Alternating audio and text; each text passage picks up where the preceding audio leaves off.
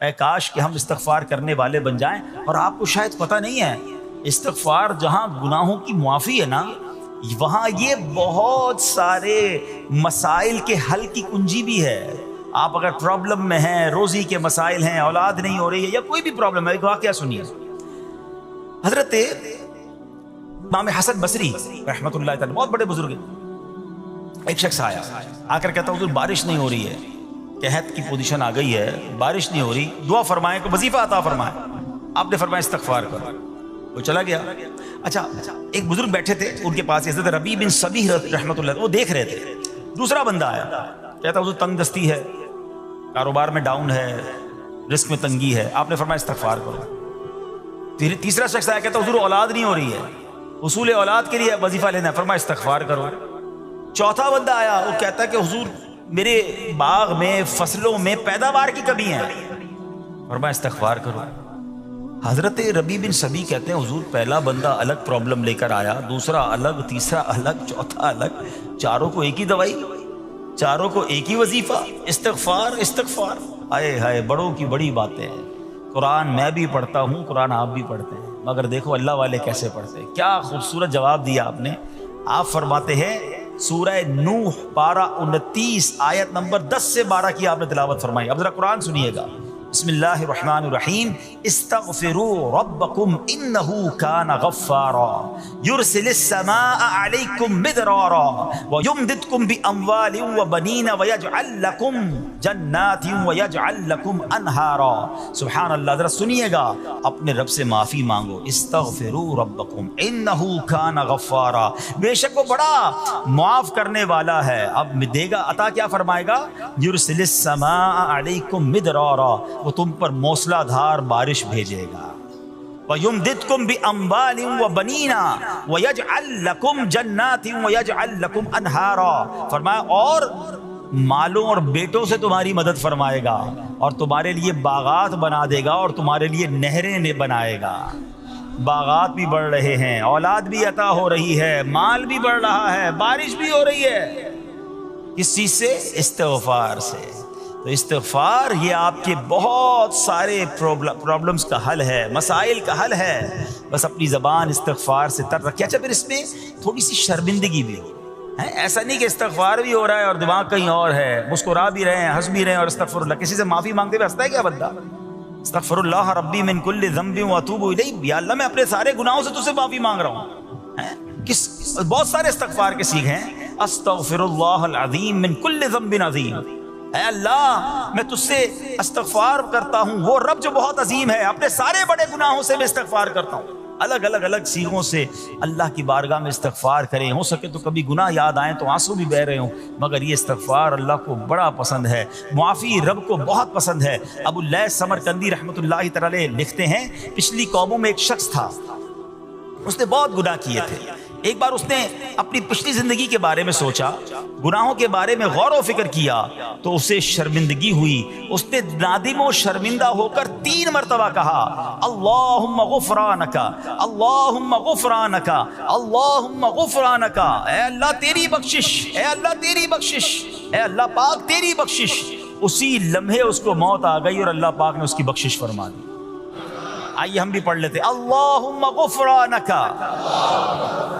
اللہم غفرانک، اللہم غفرانک۔ استغفار کرنا، توبہ کرنا، گناہ یاد کر کے شرمندہ ہونا، یہ اللہ کو کتنا پسند ہے۔ ایک سبحان اللہ، اس کے بارے میں چند برکتیں آپ کو بیان کرتا ہوں۔ بڑی عظیم برکت یہ ہے کہ اس کی بدولت بندے کا تنگی اور غم دور ہو جاتا ہے۔ حدیث پاک میں ہے، جو ہمیشہ استغفار کرتا رہے اللہ پاک اس کے لیے ہر تنگی سے نکلنے کا راستہ بناتا ہے، ہر فکر و غم سے اسے خلاصی عطا فرماتا ہے۔ اس کی ایک برکت یہ بھی ہے کہ ایسے بندے کو اللہ پاک غیب سے رزق عطا فرماتا ہے۔ حدیث پاک میں ہے، استغفار کرنے والے کو اللہ وہاں سے رزق عطا فرماتا ہے جہاں اس کا گمان بھی نہیں ہوتا ہے۔ اتنی مہنگائی ہے، اتنی مشکلیں ہیں، اتنی تنگی ہے، لوگ قرضے میں ہیں، کبھی ادھر جاتے ہو کبھی ادھر جاتے ہو۔ ارے بھائی، سب کے پاس جاتے ہو، رب کے پاس کیوں نہیں جاتے؟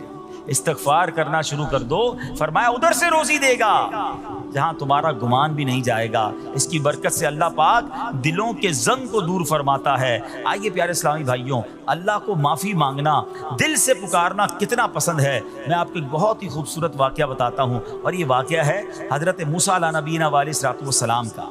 اللہ پاک نے حضرت موسیٰ علیہ نبینا علیہ الصلوۃ والسلام نے ایک بار اپنی مناجات میں عرض کیا، یا اللہ یا رب. اللہ پاک کی طرف سے جواب آیا، لبیک یا موسیٰ. آپ نے عرض کی، یا اللہ تو میرا مالک ہے، تو خالق ہے، میں تو تیرا بندہ ہوں. ارشاد ہوا، مجھے یہ پسند ہے کہ جب مجھے کوئی میرا بندہ یا رب پکارے تو میں اسے لبیک کہہ کر جواب دوں. اللہ فرما رہا ہے. حضرت موسیٰ نے عرض کی، یا رب کیا یہ ہر مطیع بندے کے لیے ہے؟ کیا ہر نیک آدمی کے لیے ایسا ہے کہ جب تجھے وہ پکارے تو لبیک فرماتا ہے؟ سنو، اللہ فرماتا ہے ہاں، بلکہ ہر گناہگار بندے کے لیے بھی ہے. حضرت موسیٰ نے عرض کی، یا اللہ فرما بردار تو تیری اطاعت کرتا ہے، وہ بات تو سمجھ آ رہی ہے، گناہگار پر یہ کرم کس وجہ سے؟ اے ہائے، سنو میرے رب کیسا کریم ہے. فرماتا ہے، اے موسیٰ اگر میں بھلائی کرنے والے کو اس کی بھلائی کا بدلہ دوں اور برائی کرنے والے پر اس کی برائی کی وجہ سے احسان نہ کروں تو میرا جود و کرم کہاں جائے گا؟ اللہ فرماتا ہے میرا پھر کرم، میری رحمت کس لیے ہے؟ برائی کرنے والا بھی، گناہ کرنے والا بھی مجھے پکارتا ہے، میں اسے بھی لبیک کہہ کر جواب دیتا ہوں. حضرت موسیٰ علیہ نبینا علیہ الصلوۃ والسلام کو ایک بار وحی نازل ہوئی کہ اے موسیٰ فلاں علاقے میں جاؤ، ہمارا ایک نیک بندہ اس کا انتقال ہو گیا ہے، جا کے اس کو غسل دو، اس کو کفن دو اور اس کا جنازہ پڑھو. حضرت موسیٰ وہاں پہنچ گئے، اور جب وہاں جا کر آپ نے لوگوں سے کہا کہ مجھے فلاں بندے کے پاس لے جاؤ جس کا انتقال ہوا ہے، مجھے غسل دینا ہے، کفن پڑھنا ہے، جنازہ پڑھنا ہے. لوگوں نے کہا، حضرت یہ تو زمانے کا گناہگار، بڑا بےہودہ، بڑا بدکار شخص تھا، آپ کو رب کا حکم تھا، آپ نے غسل بھی دیا، کفن بھی پہنایا، جنازہ بھی پڑھا. پھر رب کی بارگاہ میں عرض کی، مولا بندے تو یہ کہہ رہے ہیں یہ تو بہت برا آدمی تھا، تو نے مجھے بھیجا اور فرمایا تیرا پیارا بندہ، میں نے جنازہ بھی پڑھ دیا، غسل اور کفن بھی دیا. اب ذرا آپ سوچیں کہ کسی کا جنازہ حضرت موسیٰ پڑھ دیں تو اس کی تو بخشش کا تو کوئی مسئلہ ہی کوئی نہیں نا، وہ تو اللہ کے نبی جس کا جنازہ پڑھے غسل دے تو یا اللہ تو نے ایسا انتظام فرما دیا. تو رب کریم کی طرف سے پتہ ہے کیا جواب آتا ہے؟ اللہ فرماتا ہے، اے موسیٰ بندے سچ کہتے ہیں، یہ بندہ واقعی بڑا گناہگار تھا. جو علاقے والے، شہر کے لوگ کہہ رہے ہیں نا، ٹھیک کہہ رہے ہیں، یہ بندہ تھا ہی ایسا. یا اللہ جب اتنا گناہگار تو اتنی بڑی مہربانی کس وجہ سے؟ ارشاد ہوا، اے موسیٰ اس بندے نے مرنے سے پہلے مجھ سے 5 کلمات کے ذریعے بات کی، مناجات کی، مجھے پکارا. 5 سینٹنس تھے، 5 کلمے تھے، اور اے موسیٰ اس کی وجہ سے میں نے اس کی مغفرت فرما دی. حضرت موسیٰ کہتے ہیں، یا اللہ وہ 5 کلمے تو بتا دے، وہ 5 کیسے جملے تھے کہ علاقے میں سب سے مشہور بدکار اور اس کا انتقال ہو تو رب مغفرت بھی فرمائے اور اپنے نبی کو فرمائے جا کے جنازہ پڑھو. تو آپ نے کہا، یا اللہ وہ 5 کلمات بتا دے. اب ذرا یہ 5 کلمات سنیے گا. ایکچولی جو بات سمجھنی ہے نا، استغفار ہے کیا، معافی مانگنا ہے کیا، توبہ کیا ہے. اللہ فرماتا نا کہ ہم نے سنا کہ جو بندہ اللہ سے استغفار کرتا ہے اللہ اسے دیکھ کر مسکراتا ہے. اس کی وجہ یہ کہ بندہ رب کی بارگاہ میں اپنے آپ کو سرنڈر کرتا ہے، اپنے گناہ یاد کرتا ہے، اپنی کم مائگی کا اظہار کرتا ہے. وہ کہتے ہیں نا الندم التوبہ، شرمندگی توبہ ہے. شرمندہ ہو جائے نا انسان. دنیا میں پتہ کیا معاملہ ہے، ہم کسی عدالت میں جا کر کہہ دیں ہم نے جرم کیا ہے، اقبال جرم، ٹھیک ہے، تو کیا ہوتا ہے؟ جج کہتا ہے پھر اس کو گرفتار کرو اور سزا سناؤ. بندہ خود ہی مان رہا ہے، گواہوں کی ضرورت کیا ہے؟ دنیا کی عدالت میں اقبال جرم پر سزا ملتی ہے. میرے رب کی رحمت کی عدالت دیکھو، بندہ وہاں جا کر اقبال جرم کر لے، شرمندہ ہو جائے، معافی مانگ لے، اللہ اس کے سارے گناہ معاف فرما دیتا ہے. یہ فرق ہے دنیا والوں میں اور رب کی عدالت میں. سبحان اللہ. وہ حضرت موسیٰ کہتے ہیں، یا اللہ وہ 5 کلمے بتا، اور بتائے گئے تو وہ 5 کلمے سنیے گا ذرا. وہ بندہ کہتا ہے مرنے سے پہلے، اے رب تو جانتا ہے میں نیکوں سے محبت کرتا ہوں اگرچہ خود نیک نہیں ہوں. یا رب تو جانتا ہے میں فاسقوں سے بغض رکھتا ہوں اگرچہ میں خود فاسق ہوں. سمجھ رہے بات؟ اے اللہ نیکوں سے پیار کرتا ہوں، مجھے پتا ہے میں خود نیک نہیں ہوں. میں گناہ گاروں سے نفرت کرتا ہوں حالانکہ میں خود بھی گناہ گار ہوں. کہیں بھی اپنی بڑائی نہیں ہے، میں گناہ گار، میں بدکار، مگر اللہ میں پیار کرتا ہوں نیک لوگوں سے.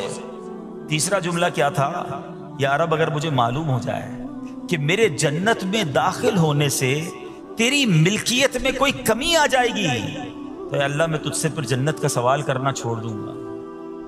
مجھے یہ پتا ہے یا اللہ تو نے مجھے جنت میں داخل کیا نا، تیری جنت میں کوئی کمی نہیں آئے گی، بہت بڑی ہے، اب مجھے داخل بھی کرنے سے تیرا کچھ نہیں جائے گا، اگر کچھ جاتا ہوتا تو یا اللہ میں جنت تیرے سے مانگنا چھوڑ دیتا۔ چوتھا جملہ کیا ہے؟ اے رب اگر مجھے معلوم ہو جائے کہ مجھے جہنم میں داخل کرنے سے تیری ملکیت میں اضافہ ہو جائے گا تو میں پھر جہنم سے پناہ نہیں مانگوں گا۔ یعنی اگر تو تیرے ملک میں تیری شان میں اضافہ ہو رہا ہے مجھے جہنم میں ڈالنے سے، پھر تو میں نہیں کہوں گا تجھے کہ جہنم سے نکال، مگر مجھے پتا ہے تو پہلے ہی مالک ہے، تو پہلے ہی خالق ہے، سب کچھ تیرا ہے، مجھے جہنم میں ڈالنے سے تیری کوئی ملکیت میں اضافہ نہیں ہونا۔ اور آخری بات کیا کہتا ہے؟ یا رب اگر تو مجھ پر رحم نہ کرے گا تو پھر کون کرے گا؟ اللہ فرماتا ہے اے موسیٰ میں نے اس پر رحم کیا، یہ میرے کرم کے لائق تھا، میرے کرم کے لائق نہیں تھا کہ میں اسے ناکام لوٹا دیتا۔ جب اس نے یہ کلمات کہے تو میں نے اسے درگزر فرمایا، اس کی مغفرت فرما دی، اور میں ہی بخشنے والا مہربان ہوں۔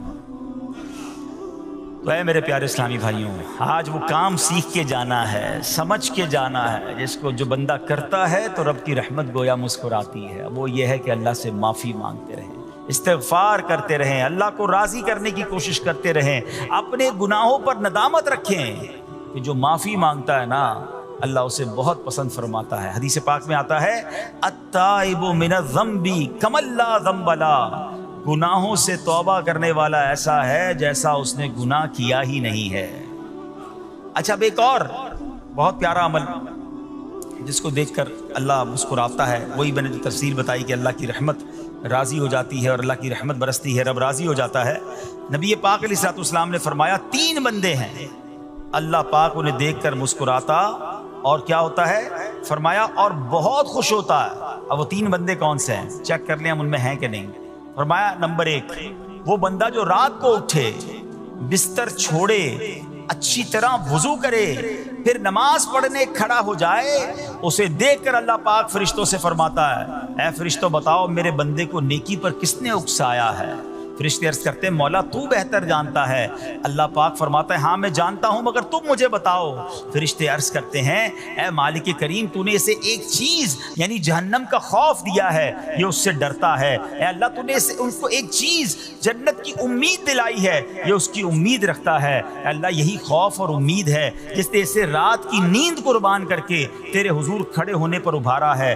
اب اللہ پاک فرماتا ہے اے فرشتوں گواہ ہو جاؤ یہ جس چیز سے ڈرتا ہے یعنی جہنم سے ڈرتا ہے، میں نے اپنے اس بندے کو اس سے امن بخشا، اور جس کی امید رکھتا ہے یعنی جنت کی، میں نے جنت اس پر واجب کر دی۔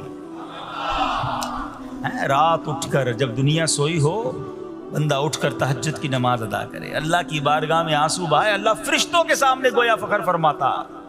دوسرے نمبر پر سنو، فرمایا دوسرا وہ شخص جو حق و باطل کی لڑائی میں شریک ہوا، ثابت قدم رہا یہاں تک کہ شہید ہو گیا، یا اللہ پاک نے اسے فتح عطا فرمائی، اللہ اس بندے کو دیکھ کر بھی مسکراتا ہے۔ جہاد کرنے والے مجاہدین یا تو شہید ہو جائیں یا غازی ہو کر لوٹے اللہ کی رضا کے لیے، اللہ کی رحمت ان پر بھی چھما چھم برستی ہے۔ اور تیسرے نمبر پر فرمایا تیسرا وہ بندہ جو رات کو سفر کرتا ہے، یہاں تک کہ رات کے آخری حصے میں جب کہیں ٹھہرتا ہے تو اس کے ساتھ والے سو جاتے ہیں مگر وہ کھڑا ہو کر نماز پڑھنے لگتا ہے، اس بندے کو دیکھ کر بھی اللہ پاک مسکراتا ہے۔ اجتماعی عبادت کے بڑے فائدے ہیں، اجتماع میں آنا، محفل میں آنا، دعا میں شرکت کرنا بہت اچھی بات ہے، مگر اپنی عادت ایسے بھی بنائیں کہ کچھ عبادتیں ایسی کریں کہ میں جانوں اور رب جانے۔ یہ جو رات اٹھ کر دعا کا لطف ہے، رات اٹھ کر جو نماز پڑھنے کا لطف ہے نا، جب ساری دنیا سو رہی ہے اور بندہ اپنے رب کی بارگاہ میں حاضر ہے۔ علماء کہتے ہیں دن کے نوافل کے مقابلے میں رات کے نوافل افضل ہیں، کیونکہ رات سکون ہوتا ہے، رات رقت قلبی ملتی ہے، سبحان اللہ رحمت الہی چھما چھم برستی ہے۔ ہمیں کیا کرنا ہے کہ رات تہجد کی نماز کی عادت ڈالے۔ رمضان میں بن گئی تھی نا، سحری کے لیے اٹھتے تھے تو لوگ تہجد پڑھتے تھے، اللہ کرے کہ یہ عادت بن جائے۔ کبھی کبھی اگر ہر روز نہیں ہو سکتا کم از کم کبھی کبھی کریں۔ اچھا اگر ایسی کوئی عبادت ہو بھی جائے نا پھر سب کو بتائیں نا کہ رات اٹھا تھا تو جناب دعائیں بھی کیں تو آنسو بھی بہائے، نہیں کبھی کبھی ایسا کیا کرو کہ میں جانوں اور رب جانے، اللہ سے باتیں کیا کرو۔ میں آپ کو صحیح بتاؤں، آپ مجھے ایک بات بتائیں، یہ تو آپ نے سن بھی لیا کہ اللہ کی رحمت کس قدر برستی ہے اس پر. زندگی میں بھی جب کبھی ہم پریشان ہوں اور رات نیند نہ آئے، کبھی کبھی ایسا ہوتا ہے پریشانی میں نیند نہیں آتی، کروٹیں بدل رہا ہوتا ہے انسان، اور اس کروٹ بدلتے بدلتے میں آپ کی جب والدہ حیات ہوگی یا ماشاءاللہ جن کے پاس ماں موجود ہے، ماں جیسی ہستی کہاں ملتی ہے پھر، ہیں؟ ایک بار اور سن لو، دنیا کی بہت ساری چیزیں میرے اور آپ کے پاس ہیں جو ریپلیسیبل ہیں، جو بدلی جا سکتی ہیں. موبائل فون لیتے ہیں بڑی خوشی سے لیتے ہیں، مگر نیا ماڈل آتا ہے تو لوگ بدل لیتے ہیں. سواری لیتے ہیں بڑی خوشی ہوتی ہے، مگر جب نئی سواری آتی ہے تو ریپلیس بدل دیتے ہیں. ماڈل نیا آ گیا بھائی، اب وہ پرانی لگتی ہے. مگر یاد رکھو، ماں باپ چلے جائیں نا، اس کے بعد ماں باپ دوبارہ نہیں ملتے. ان کا کوئی نیا ورژن یا نیا ماڈل نہیں ہے تو ان کی قدر کر لو، ان کی دعائیں لے لو. ہیں تو بہرحال آپ کبھی کبھی تکلیف میں ایسا ہوا ہو کہ رات کو نیند نہ آئی ہو، بے قرار ہو کر ماں کے پاس گیا، آنکھوں میں آنسو لے کر کہ ماں میں پریشان ہوں، بیمار ہوں، یا قرضے میں ہوں، یا فلاں پرابلم ہے. ماں نے کیا کیا تھا؟ کروٹ بدل کر سو گئی تھی کہ بیٹا تو جان تیرا کام جانے، یا ماں خود بھی بیدار ہو گئی، سینے لگایا اور دعا کرنا شروع کر دی. بھائی ہم روئے تو ماں بھی روئی. یہ ہے نا ماں. میری تکلیف، ایسا لگتا ہے کہ مجھے کبھی کبھی یہ فیصلہ کرنا مشکل ہوتا تھا کہ تکلیف مجھے زیادہ ہوتی ہے میری تکلیف میں، یا میری والدہ کو زیادہ ہوتی ہے. بیمار میں ہوں، تکلیف اسے ہے، یہ رشتہ کہاں ملتا ہے؟ مگر مجھے ایک بات بتاؤ، جب میری تکلیف پر رات نیند چھوڑ کر، بستر چھوڑ کر میں ماں کے پاس گیا، ماں نے سینے لگایا، تو اگر میں اپنا بستر چھوڑ کر آنکھوں میں آنسو لیے میری ماں سے مجھے کہیں زیادہ پیار کرنے والے رب کی بارگاہ میں چلا گیا، تو اس کی رحمت کیا مجھے مایوس کر دے گی؟ میری ماں کے دل میں جو ممتا ہے نا، وہ بھی میرے رب نے ڈالی ہے. تو رب کی رحمت کتنی ہوگی؟ تو کبھی کبھی اللہ کی بارگاہ میں رات کے اس پہر حاضر ہوا کرو. جو پرابلم ہے آپ کی، جو مشکل ہے آپ کی، آپ یقین کریں، آپ اللہ کی بارگاہ میں تہجد کے وقت رات کے آخری پہر آنسو بہائیں، دعائیں کریں، نوافل پڑھیں، پھر دیکھیں آپ کے دل کو تسلی کیسے ہوتی ہے. آپ کا ایمان تازہ ہو جائے گا، اور آپ نے دیکھا کہ ایسے وقت عبادت کرنے والوں سے رب کتنا راضی ہوتا ہے. اللہ کرے یہ بات ہمیں سمجھ آ جائے. اسی طرح عظیم صحابی حضرت عبداللہ ابن مسعود رضی اللہ تعالیٰ سے روایت ہے، پیارے آقا مکی مدنی مصطفیٰ صلی اللہ تعالیٰ علیہ وسلم نے فرمایا، ایک بندہ رات کو اٹھتا ہے، اچھی طرح وضو کرتا ہے، پھر اللہ پاک کی حمد کرتا ہے، اس کی بزرگی بولتا ہے، اپنے نبی علیہ الصلوۃ والسلام پر درود پڑھتا ہے، قرآن کھول کر پڑھنا شروع کر دیتا ہے. یہ وہ بندہ ہے جسے دیکھ کر اللہ پاک مسکراتا ہے اور فرماتا ہے، دیکھو میرا بندہ عبادت کر رہا ہے جبکہ اسے میرے سوا کوئی نہیں دیکھ رہا ہے. اللہ، یہ کاش ہمیں عادت مل جائے کہ ہم اکیلے میں عبادت کریں، انفرادی عبادت کریں. میں جانوں، میرا رب جانے. کبھی تلاوت کریں، کبھی درود پڑھیں، کبھی دعائیں کریں، کبھی آنسو بہائیں. سبحان اللہ، اس کا مزہ ہی اور ہے. ہاں کبھی ایسا ہونا چاہیے. ہم محفل میں عشق رسول کے عالم میں رو بھی پڑھتے ہیں، مدینے کی یاد ہو، نعت شروع ہو تو ہماری آنکھوں میں آنسو آ جاتے، یہ بھی اچھی بات ہے.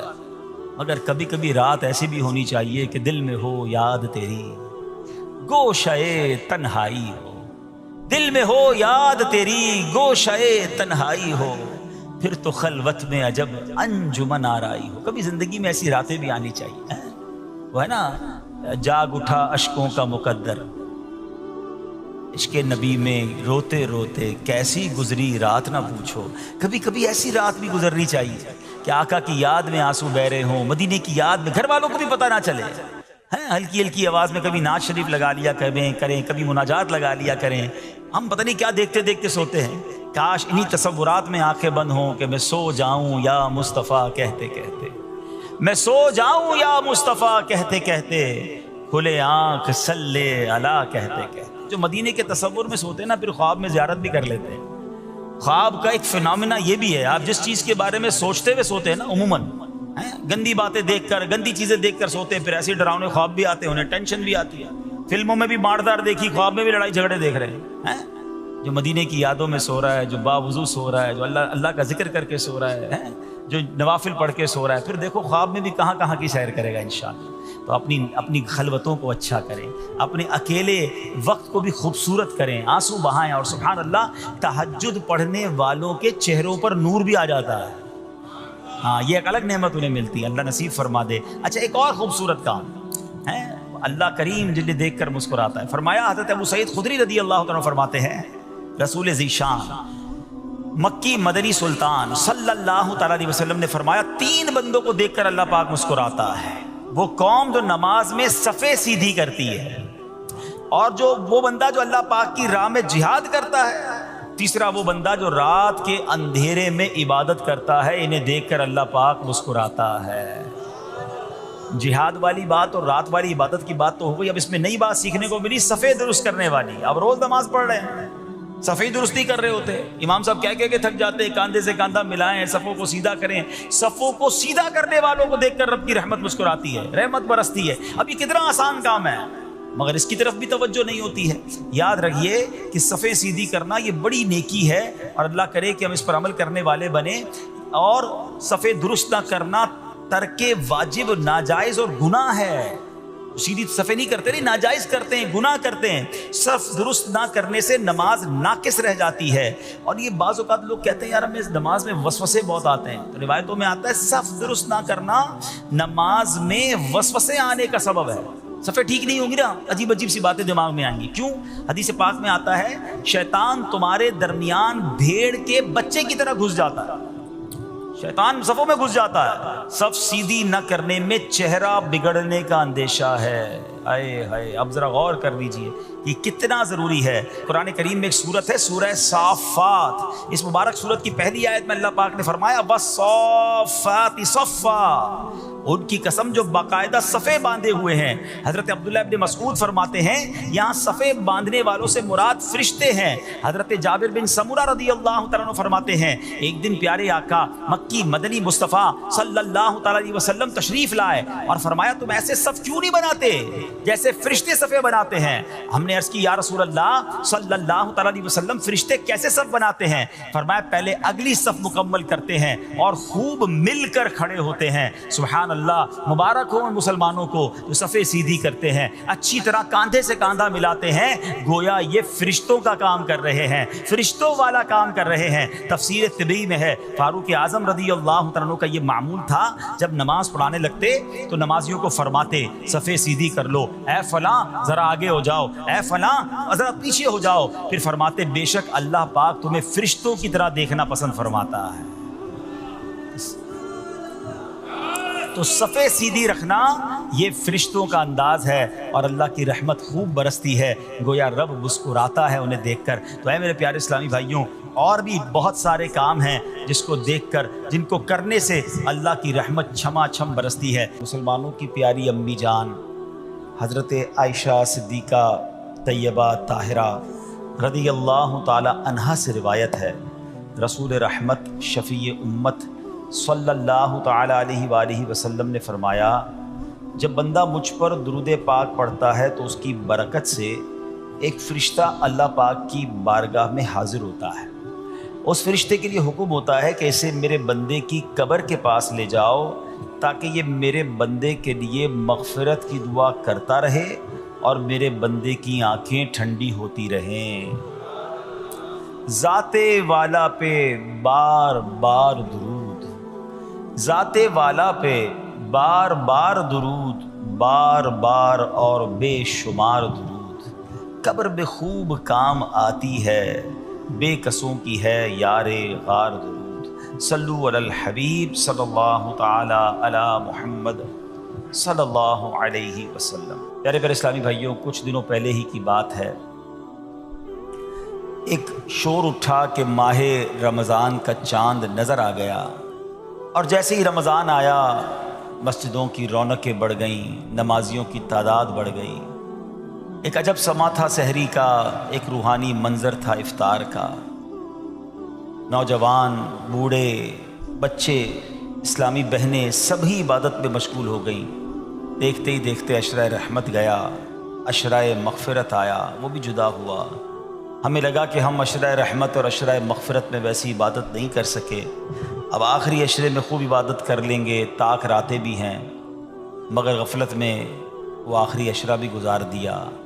رمضان ہمیں تڑپا کر، بہاریں لٹا کر، برکتیں عطا کر کے ہم سے اب جدا ہو چکا ہے۔ اب رمضان یقیناً اگلے سال بھی آئے گا، مگر یہ نہیں پتہ کہ ہم اس رمضان میں ہوں گے یا نہیں ہوں گے۔ ہمیں یہ بھی نہیں معلوم ہماری مغفرت ہوئی کہ نہیں. ہم رب کریم سے دعا کرتے ہیں کہ اللہ جن لوگوں نے تجھے راضی کیا ان کا واسطہ ہم سے راضی ہو جا، جن لوگوں کی مغفرت فرمائی ان کا واسطہ ہماری مغفرت فرما دے. ماہ رمضان کی بس اب یاد ہی باقی رہ گئی ہے. اب رمضان کے بعد کی زندگی ہے. اب زندگی ہمیں ایسے گزارنی ہے کہ جو ہم نے رمضان میں روحانیت حاصل کی، جو برکتیں حاصل کی، جو ہمیں تقوی کی سوغات رمضان سے ملی ہے، کہیں وہ ضائع نہ ہو جائے. ہمارا دشمن آزاد ہو چکا ہے، شیطان حملہ کرنے کے لیے بھرپور تیاری پر آمادہ ہے. کئی لوگوں کو تو اس نے پہلے 2 دنوں میں ہی مسجد سے دور کر دیا ہوگا. اب ہمیں بھی غور کرنا ہے کہ کیا ہمیں بھی اپنی ساری عبادتیں، ساری ریاضتیں، ساری روحانیت ضائع کرنی ہے یا نہیں.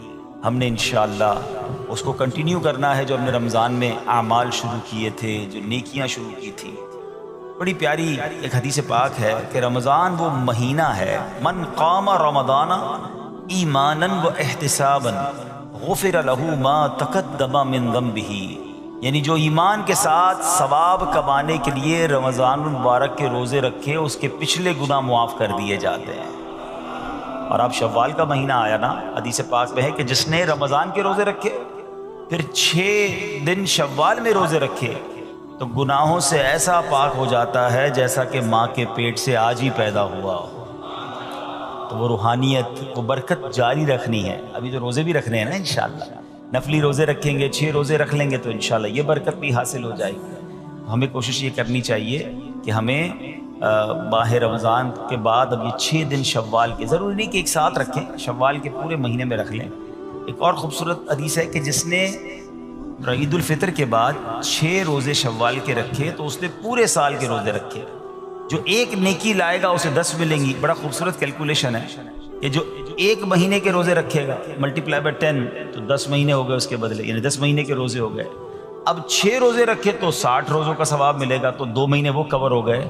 تو یعنی پورے سال کے روزوں کا ثواب اگر کمانا ہے تو رمضان اور اس کے بعد 6 دن شوال کے روزے رکھنے ہیں. تو انشاءاللہ ہم پورے رکھیں گے انشاءاللہ.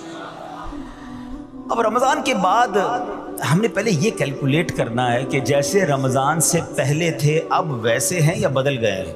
اگر کسی کی رمضان سے پہلے بھی نمازیں قضا ہو رہی ہیں اور جیسے ہی رمضان گیا پھر قضا ہو رہی ہیں، رمضان سے پہلے بھی جھوٹ تھا، ماہ رمضان گزارا اب پھر جھوٹ ہے، رمضان سے پہلے بھی حرام روزی تھی، رمضان گزارنے کے بعد دوبارہ شوال سے وہی حرام روزی شروع ہو گئی ہے، تو پھر اس کا مطلب رحمت کی بارش میں وہ نہایا نہیں ہے، اس کی زندگی میں کوئی بدلاؤ آیا نہیں ہے. رمضان تو بدلنے آیا تھا، ایک نئی زندگی دینے آیا، لیکن دیکھنا یہ ہے کہ کیا ہمیں وہ نئی زندگی ملی یا ہم پھر اسی پرانی روٹین پر، وہی گناہوں بری عادتیں، وہی بری عادتیں، وہی نگاہوں کے گناہ، وہی زبان کے گناہ، وہی کانوں کے گناہ. یہ غور کرنا ہے. اتنا بڑا انعام ملنے کے بعد بندے کو بدلنا چاہیے. مہینہ بندہ کہتے ہیں نا کسی بیماری سے نکل کر آتا ہے تو بندہ کہتا نہیں یار اب یہ کام نہیں کرنے، بیماری کے بعد مجھے پتہ چلا کہ کتنا مشکل ہے، میں نے یہ والے کھانے نہیں کھانے، میں نے یہ والے، یعنی کسی بھی جگہ ایک مہینہ کوئی گزار لے، چاہے وہ ہاسپٹل میں گزار لے، چاہے کسی اچھی صحبت میں گزار لے، چاہے کہیں اچھے کہتے ہیں نا انسٹیٹیوٹ میں گزار لے، تو اس کی زندگی میں خوب بڑا امپیکٹ آ جاتا ہے، زندگی بدل جاتی ہے. ہمیں تو پورا مہینہ رحمت کے سمندر میں رکھا گیا تھا، رحمت کی بارش میں رکھا گیا تھا. صبح بھی رحمت، شام بھی رحمت، افطار بھی رحمت، سحری بھی رحمت، دعائیں قبول ہو رہی تھیں، راتوں کو ایک عجب رونق تھی. ماشاءاللہ ہزاروں لاکھوں عاشقان رسول نے، بلکہ آل اوور دا ورلڈ دیکھے تو شاید کروڑوں لوگوں نے اعتکاف کیا. اب اعتکاف کرنے کے بعد بھی نہ بدلا، مسجد میں آنے جانے کے بعد بھی نہ بدلا میں، اور پھر ویسے ہی ہو گیا، تو پھر قصور کس کا ہے؟ قصور تو پھر میرا ہوا نا. یاد رکھیے قصور بارش کا نہیں ہوتا، زمین کا ہوتا ہے. رحمت کی بارش تو برسی، جو زمین نرم تھی اس نے پھول اگا دیے، جو زمین زرخیز تھی اس نے کھیت اگا دیے، اور جہاں پہلے ہی گندگی تھی تو بارش کی وجہ سے وہاں کیچڑ ہو جاتا ہے. بندہ بعض اوقات کہتا ہے یار وہ روحانیت نہیں رہی ہے، ہم اجتماع میں جاتا ہوں تو وہ لطف نہیں آتا، دعا میں وہ آنسو نہیں بہتے ہیں، پہلے بہت لطف تھا اب وہ کم ہو گیا ہے. کم کچھ بھی نہیں ہوا ہے. دل کی بستی خراب تو نہیں ہو گئی ہے، دل کی بستی خود تو نہیں اجاڑ لی ہے. میر اہل سنت لکھتے ہیں نا، بات اسیاں سے میں نے بگاڑی، دل کی ہاتھوں سے بستی جھاڑی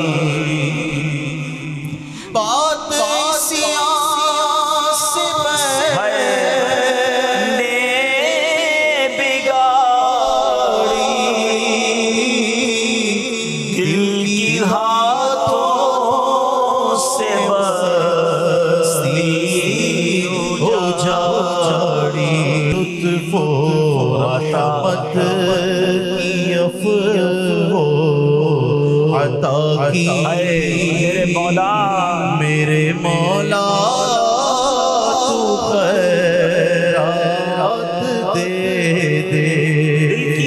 دل کی بستی اجڑنے دینی نہیں ہے. شیطان آیا ہے اجاڑنے کے لیے. پلان پورا ہے اس کا. اس سے سب چھین لینا ہے. اس کی نمازیں، اس کے روزے، اس کی آنسو، اس کی دعائیں، اس کے سجدے، اس کے صدقے، اس کی خیرات، اس کے چہرے پہ جو داڑھی سج گئی، سر پر جو امامے آ گئے، بہنوں نے جو پردے کی نیت کر لی. وہ آیا ہے بستی اجاڑنے. وہ آیا ہے ہم سے سب کچھ چھیننے. اب عقل مند وہ ہے جو شیطان کی باتوں میں نہ آئے، رحمان عز و جل کے رحمت کے سائے میں چھپ جائے. مسجدوں میں آتا رہے، نمازوں کی پابندی کرتا رہے، سنتوں پر عمل کرتا رہے. جی اگر چاہے بھی برائی کی طرف تو ان بری محفلوں کی طرف نہ جائے. اپنے گناہوں پر معافی مانگیں گے انشاءاللہ. راتوں کو اٹھ کر جب لوگ سو رہے ہوں گے اللہ کی بارگاہ میں عبادت کریں گے. اسی طرح فرمایا کہ صفوں کو درست کریں گے اور انشاءاللہ رب کی بارگاہ سے خوب رحمتیں لوٹیں گے.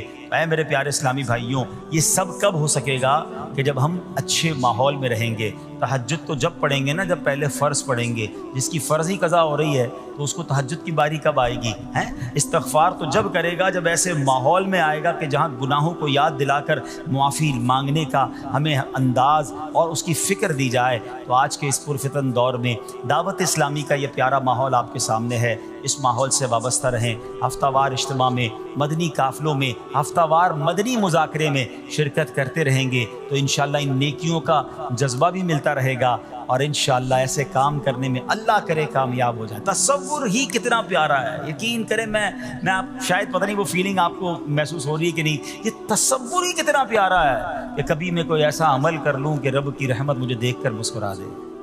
اللہ راضی ہو جائے، اللہ خوش ہو جائے. اور کیا چاہیے؟ میری تو زندگی کا حاصل ہو گیا نا. تو اب یہ 3-4 کام آپ نے سن لیے ہیں، اس کو عمل کرنا شروع کر دیں. اللہ کریم سے دعا کرتا ہوں کہ رب کریم اپنی رضا والے کام ہمیں بڑھ چڑھ کر کرنے کی توفیق عطا فرمائے.